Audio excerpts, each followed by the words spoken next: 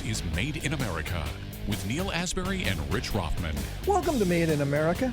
I'm your host, Neil Asbury, together with co-host Dr. Rich Rothman. Rich, man, we got an incredible show today. We got a lot to talk about, a lot going on in our world, a lot going on that impacts our entrepreneurs, our small businesses, their ability to thrive and to create prosperity in our country is at great risk. It is truly, truly at great risk. The policies coming out of this government, it's completely bizarre and just making their job so much harder. You know, the backbone of our economy, why we are the world's only superpower is because of our entrepreneurialism in this country, our devotion to economic freedom. And believe me, man, that's all at risk right now, Rich. Well, it comes down to creating wealth. Wealth gives you the opportunity to create and do other things.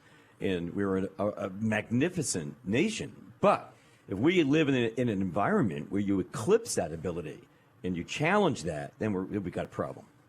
Incredible. But, someone who really is plugged in with the entrepreneurial community and what we need to do in our country to not only survive, but to thrive. Who creates the tax base to pay for all of these social programs? It's our entrepreneurs and it's our risk takers. And let me tell you, if we're not supporting them, they're not supporting us.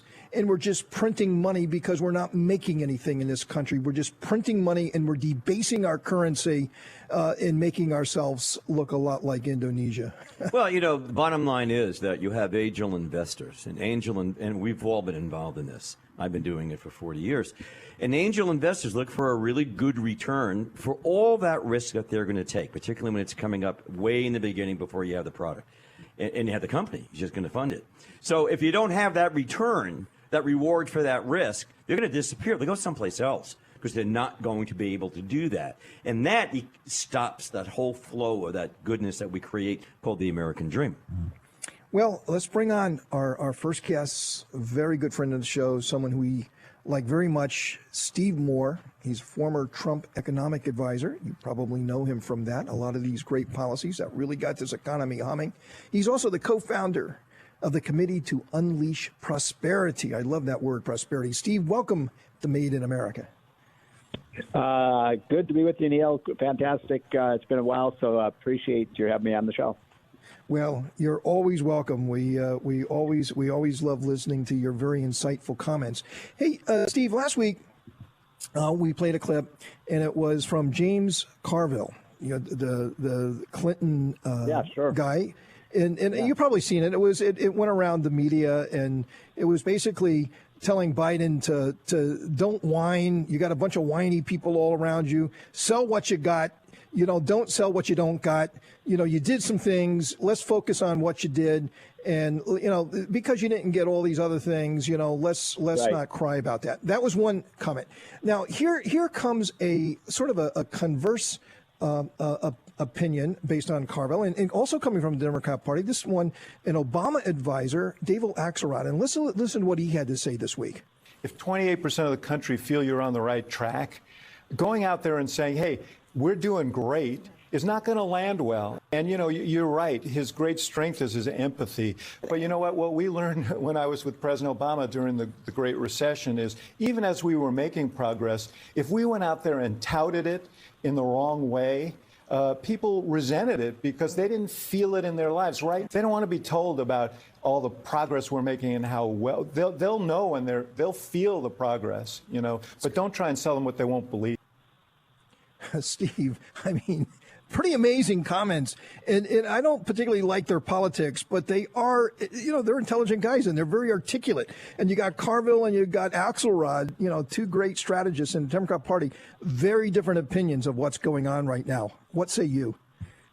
Well, of course, James Carville is most famous for his famous declaration during the 1992 election against George H.W. Bush when he was working for Clinton, and he said, it's the economy, stupid, right?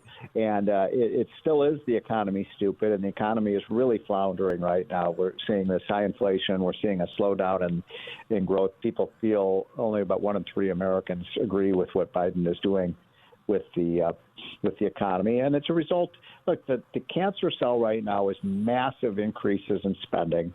massive increases in debt and government programs, a re-regulation of the American economy. And this is a president who, campaigned as a fairly moderate Democrat. He said it's not the Bernie Sanders party; it's the Joe Biden, working Joe party. And then immediately got into office, and he just sprinted as far to the left as he possibly could with these multi-trillions of dollars of programs, which we're paying a high price for now. Incidentally, one of the things the cover was saying, well, celebrate the fact you got this infrastructure bill done. That infrastructure bill is a disaster. It's not roads and bridges and highways. It's basically a green energy program. So, that's not what we need right now. We need some fiscal responsibility. We need some leadership on COVID, which we haven't gotten, and we need to be, protecting the Trump policies that work so well to revive our economy. And I have no doubt that if Trump were president today, the economy would be flying high. So it seems like Biden wants to reverse all the gains that we made. As you know, I was one of the senior economic advisors for Trump, and we were very proud of what we did. Lowest unemployment rate, lowest poverty rate, biggest wage gains for all, for males, females, working women, for blacks, Hispanics, any group you want to talk about. So why would you want to change a winning program? Well, that's exactly correct. I mean, everything that seemed to be working correctly in the right direction has been reversed on us.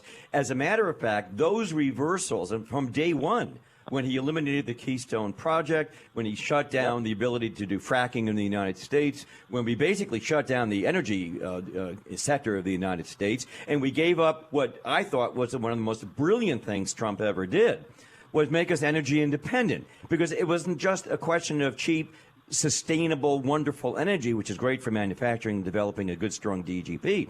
It gave us political leverage against our arch enemy, which happens to be Russia. And when it comes to energy, the only thing that Russia had going, Steve, and we all know that, was energy. And here, what did we do? He gave them the right to sell their energy into Western Europe. And guess what? Look where we are today. I mean, to me, Steve, that was the most insane thing the man could have done. Yeah, so, I mean, it's funny. I hope you guys are getting the hotline we put out every morning, because we made that case this morning, that exactly that point, that, why is it that, Putin feels emboldened to go into invade Ukraine? Why does he have the economic power to do it? Well, we've given him the economic power because we've reduced our energy production, and that's made Russia, the energy powerhouse right now. And that's talk about, we might as well be putting the arsenal right into the hands of Putin. If we really wanted to hurt Putin and make sure that they don't have this kind of military strength that they have, we would be producing more and more oil and gas in the United States. Because, look, Russia's just a third world country with oil and gas. And we have more of it than they do. They're going all out to produce as much as they can. And we are very stupidly, reducing our fossil fuel production because, somehow Biden thinks that's going to change the temperature of the planet. It doesn't make any sense to me. And I think it's not just bad economics. It's really a national security crisis as well. Well, ironically, we're just talking about angel investors. So here's an arc that we can talk about.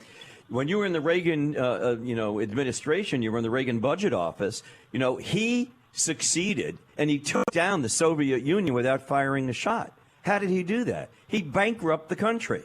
We had the ability to really control that. Ironically, Biden's become the angel investor. We're giving them money and begging them for oil, along with OPEC, and we're paying for this whole scenario for the enemy. That, to me, that just seems so oxymoronic. I can't even believe it. That's right. What's ironic about that? Another irony of that is that remember during Trump's presidency, they kept saying, "Well, Trump is in the hip pocket of Putin." Well, the president who's in the hip pocket of Putin is not Trump. It's clearly Biden. I mean, Putin must be dancing a little jig in the Kremlin right now that the American people were dumb enough to elect a president who doesn't put America first. And by the way, President Xi is a pretty happy guy in China, too. So Steve, to pivot a little bit, let's talk a little bit about inflation, right? I mean, that's like on everybody's mind. I mean, just watch the media today. Even the state media, the mainstream media, can't get away from inflation and what even very loyal Democrat voters are complaining about inflation. We just got about 30 seconds right now, but I do want to come back to this. But do you have any just quick thoughts that we can start off with?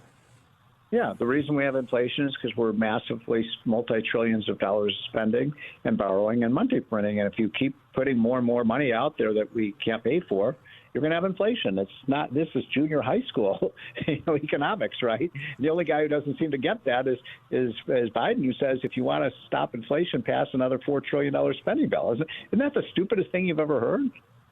Well, let's follow up on that here just in a second, folks. We're with Steve Moore, a great American, a former Trump economic advisor, many important roles, writer, author, and also he is the co-founder of the Committee to Unleash Prosperity. We're going to be back just in a moment together with Dr. Rich.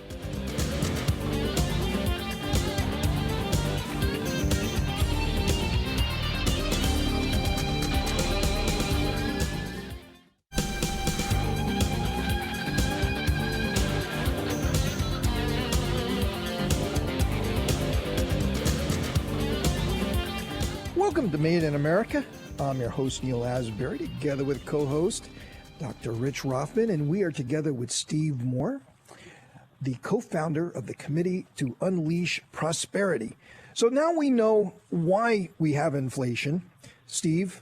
Trillions and trillions of dollars, which debases our currency, and all the savings and everything we worked for is getting eaten away through this inflation. So you think that you got this 401k and you're saving all your money and you're going to retire. But when the time comes, the value of what you've set aside for your retirement now is substantially less. And now you got to work another 5 years to get back to where you thought you were going to be, or even more. It could even be worse than that. So tell us, what's the solution? That's the problem. What is the solution? So we've talked about Biden's influence in terms of this massive spending binge that has obviously made inflation worse. But there's also another villain here, and that's the Federal Reserve Board. They have control of our money supply, and they have accommodated the Biden spending by massively printing money. And so we need to get away from the zero interest rate policies. The Fed has been buying up assets. Every time they buy up assets, they're basically buying the assets and then putting money into the economy. And, this is just basic economics 100. That inflation is too many dollars chasing too few goods. And that's what we have right now in spades. And so, we've got to get the Fed to raise interest rates. They should have done it 6 to 9 months ago. They're way behind the curve. And we have to stop the spending. And if we do that, I think we can get the inflation under control. And I don't know about you gentlemen, but, I'm old enough to remember the 1970s when, under Nixon, Ford, and Carter, it just got worse and worse and worse. It was like a snowball going down the hill. It just keeps getting bigger and bigger and bigger.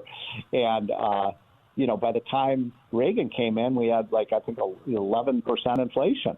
And the economy was just completely out of control.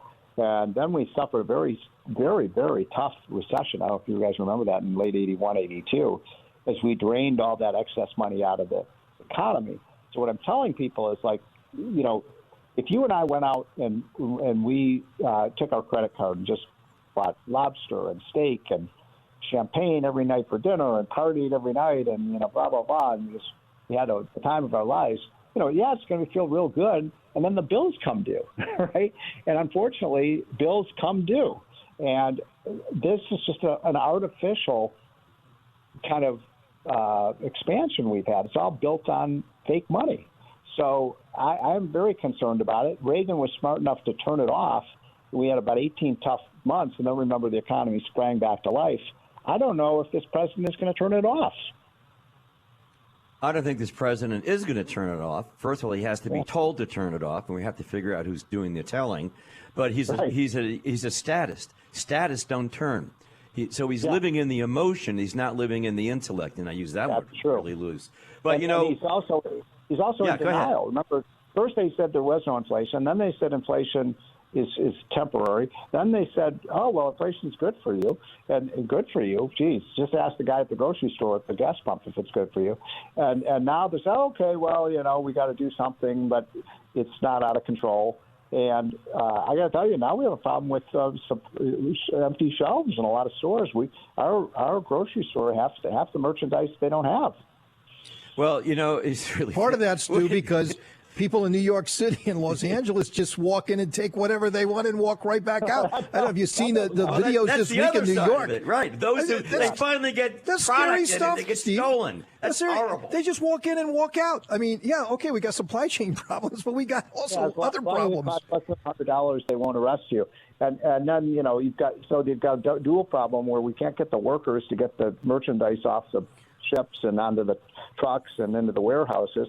And then, the merchandise we can get to the stores, the people are stealing. So, we have out of control crime. We have a border crisis. We have out of control inflation. We have an energy crisis.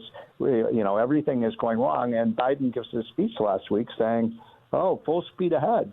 And people are like, "Oh my God, this guy is delusional if he thinks that everything is going well."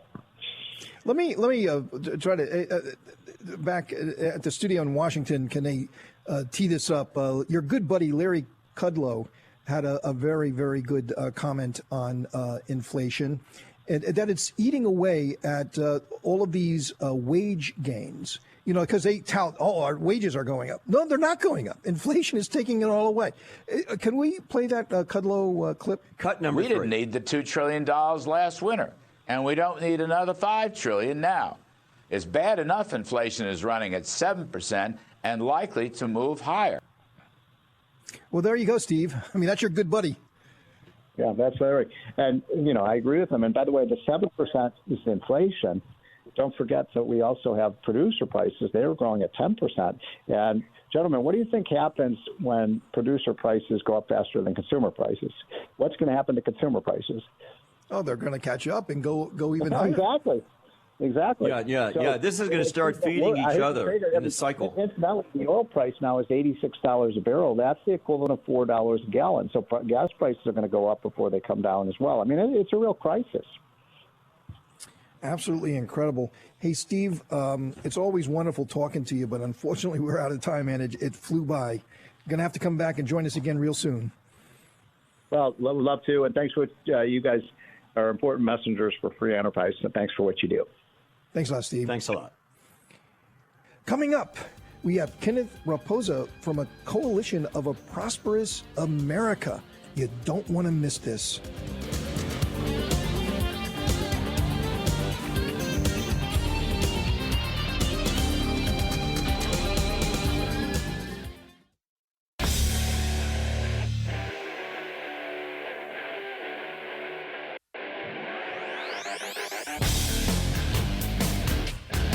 Promoting American industry. This is Made in America with Neil Asbury and Rich Rothman. Welcome to Made in America. I'm your host, Neil Asbury, together with co-host Dr. Rich Rothman. So, Rich, it's always great to have Steve Moore on. What a great American. And, this trillions of dollars that we're spending, why are we spending it? And then all these green energy initiatives, it reminds me a lot of the Obama years and Solyndra and, it's pumping all this money into these companies that, hundreds of millions of dollars, billions of dollars going to donors and people close to the administration. And then, after a short while, these companies folded and all that money, well, who knows where it went. I'm sure it was recycled. It was recycled in American politics is where it was. But, right now there's this big push for solar panels. And where are these solar panels being made? And we want to do this whole green energy thing. Wouldn't it be great if that green energy revolution that they talk about happened in America, not in China? Or anywhere else for that matter. This is American taxpayer money. They're talking about all these tax breaks and everybody's going to buy all these solar panels. Wouldn't it be great that Americans make those solar panels? Just seems to make sense to me. Let's bring on our next guest, Ken Rapoza from the Coalition for a Prosperous America, a journalist, a very successful journalist. He's worked with the Wall Street Journal, and for 10 years he covered China for Forbes. Ken, welcome to Made in America.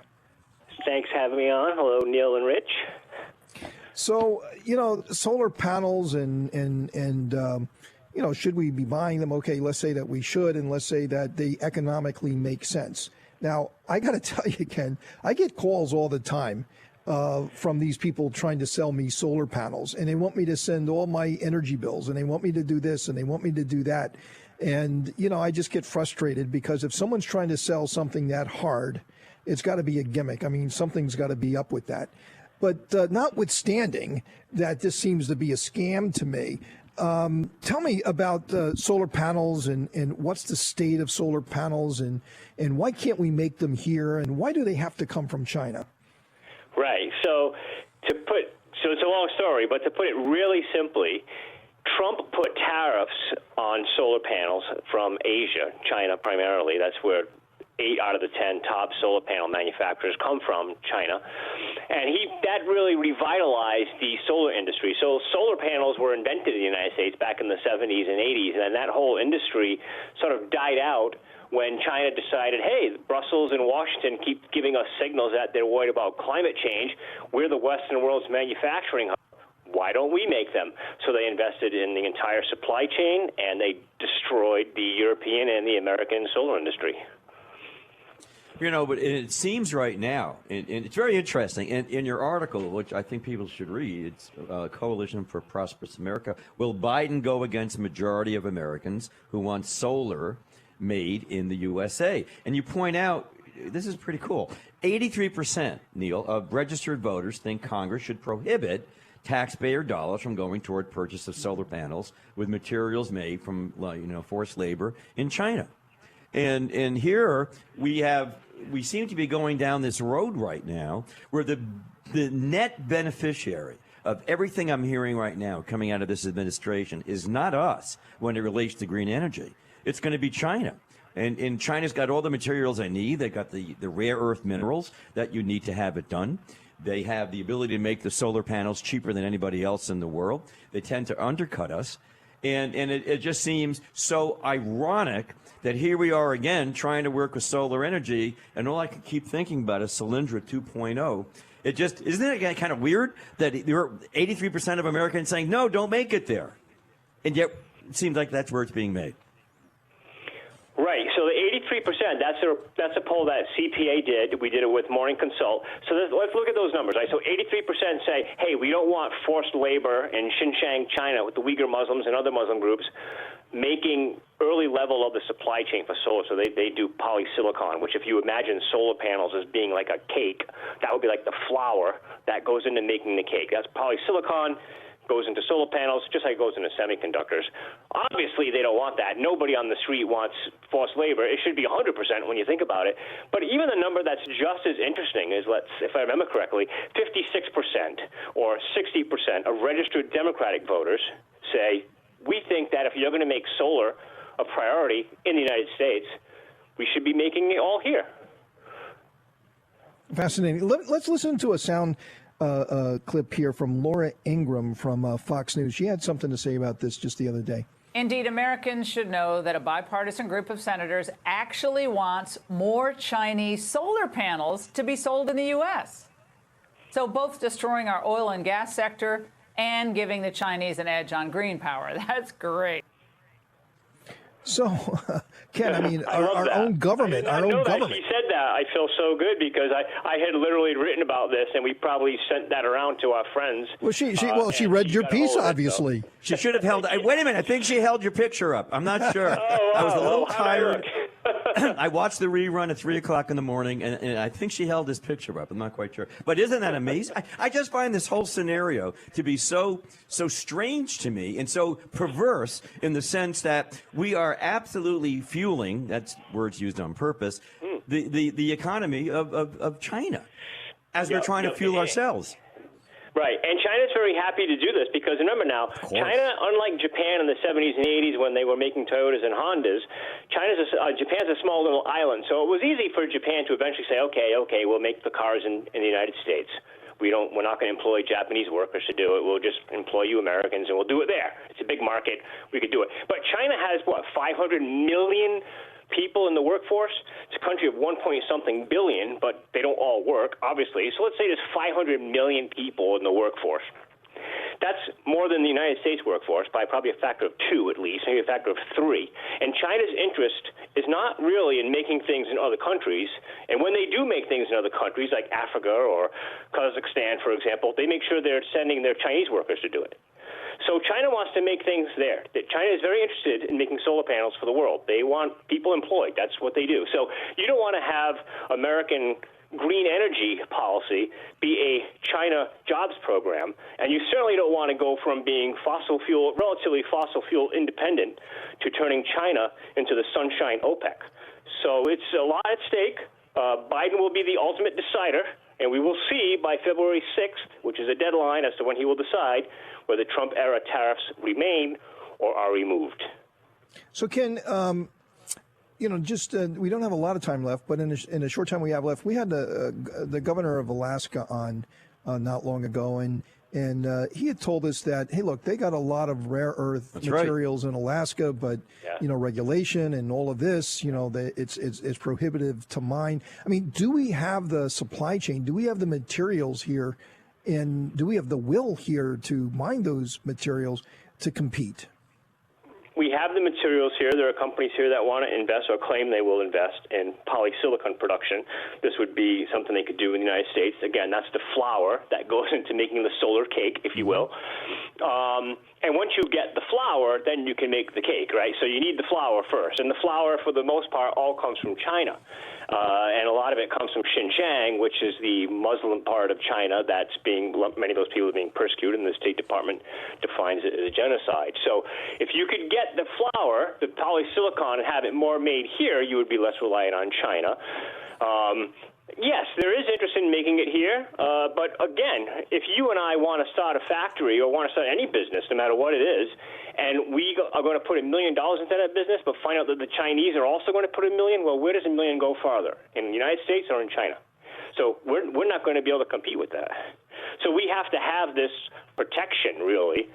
These tariffs have to remain in place. Otherwise, the company that does want to make, again, the flour, right, because I know this is a whole new language probably for a lot of your listeners, that you want to make the polysilicon, they're not going to spend any money on it if they know that there's no protection because they're just not going to be able to compete with China. Interesting. Hey, Ken, unfortunately, we're out of time. Ken Rapoza from the Coalition for a Prosperous America. Man, you really summed it up very well for us, Ken. We really appreciate that. Well, thank you very much. Coming up, Dr. Rich and I still have a lot more to talk about. You don't want to miss it.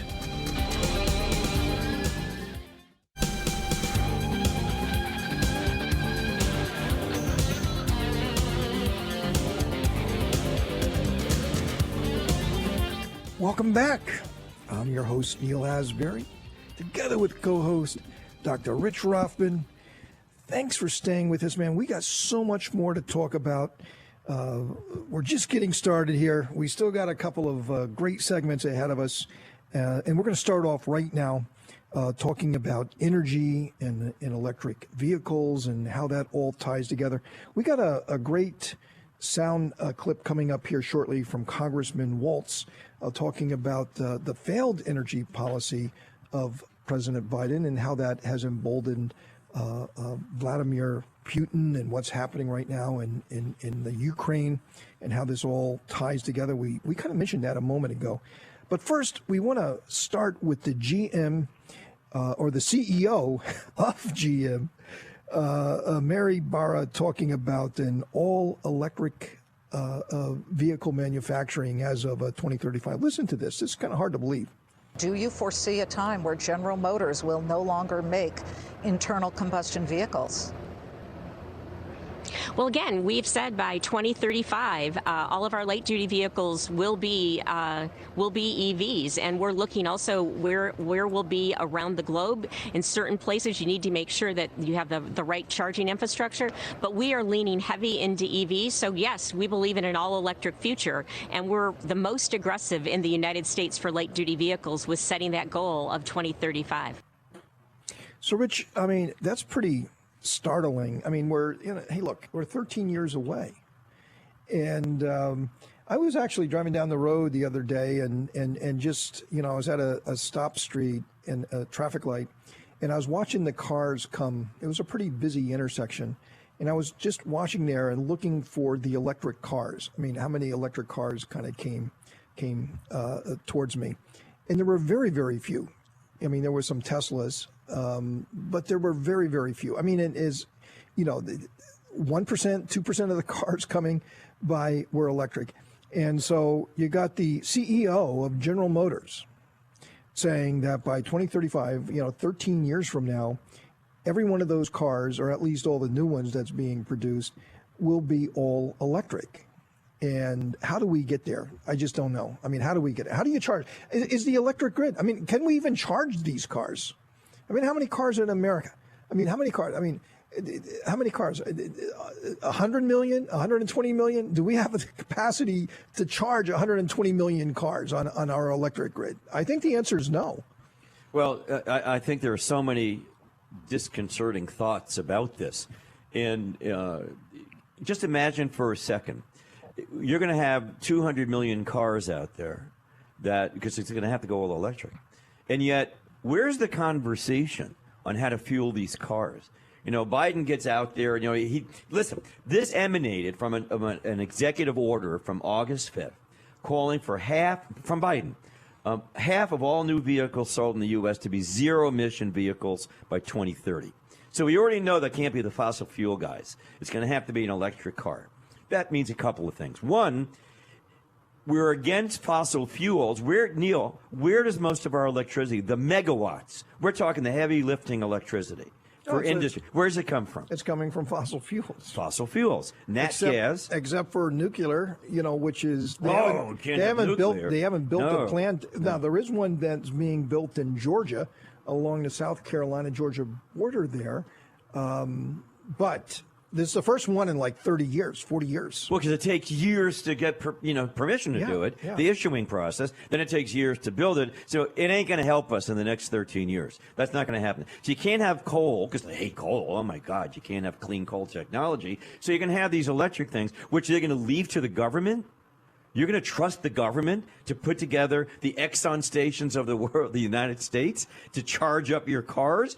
And do we have the technology to charge your car in the same time that it takes to fill a car with gasoline, so you can take your 2,000-mile trip somewhere that you want to do? That you can drive from New York to California, which, of course, they'll love doing that. It's the same bloody laws. But do you see what I'm saying? Anybody who's thinking about driving across the country on Route 66, it ain't going to happen. You better start planning that now. Yeah, and really. Get it over with. It's just not going to happen. Hey, look, Rich, we're out. We got to take a quick break. Still a very lot to talk about. It's still a lot more to go. Stay with us. You don't want to miss it.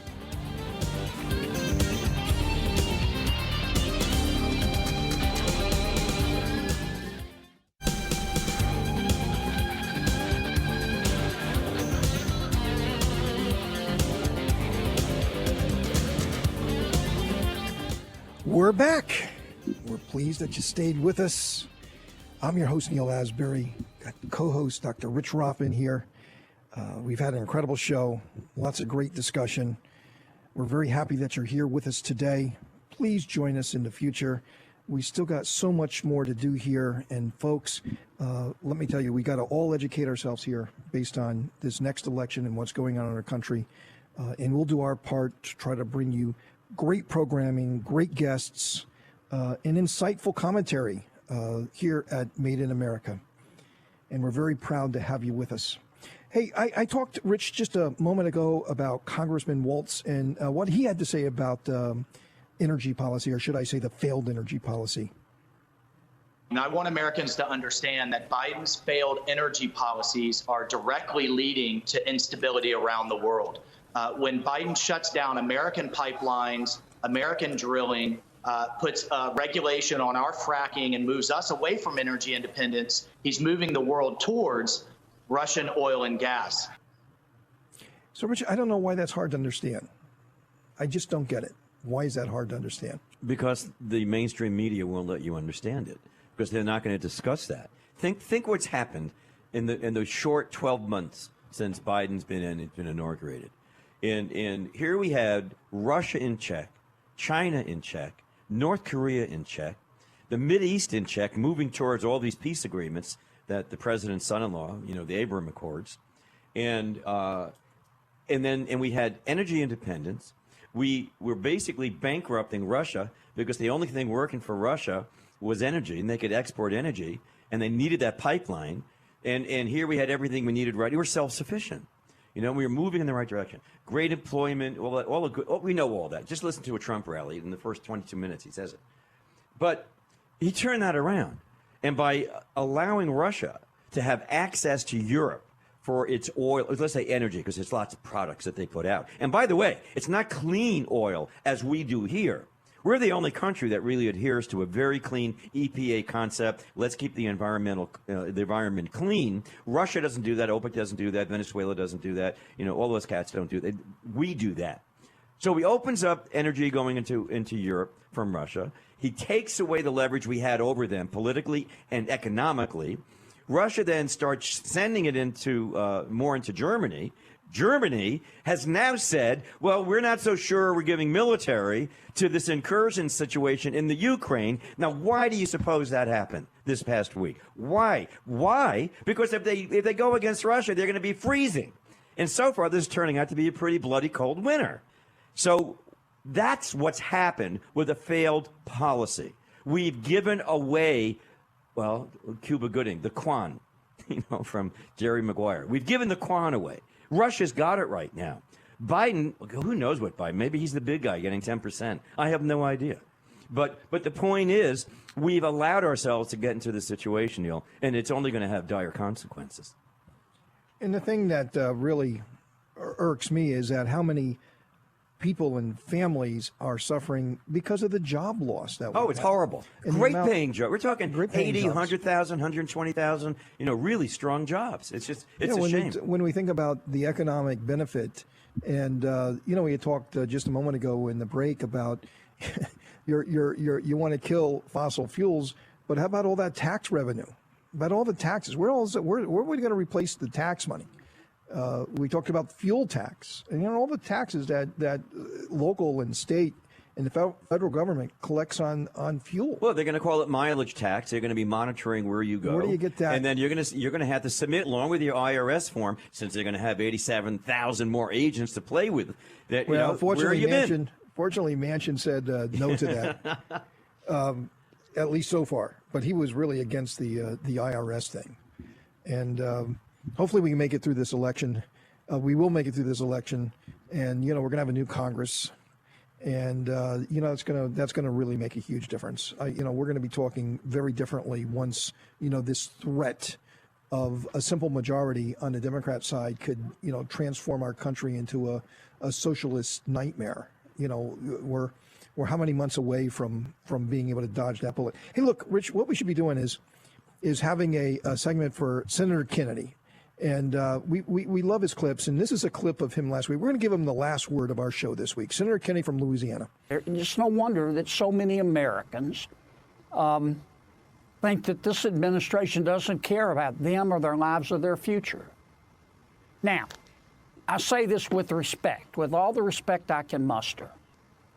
But my advice to the president is this. Mr. President, you've just got to try harder not to suck.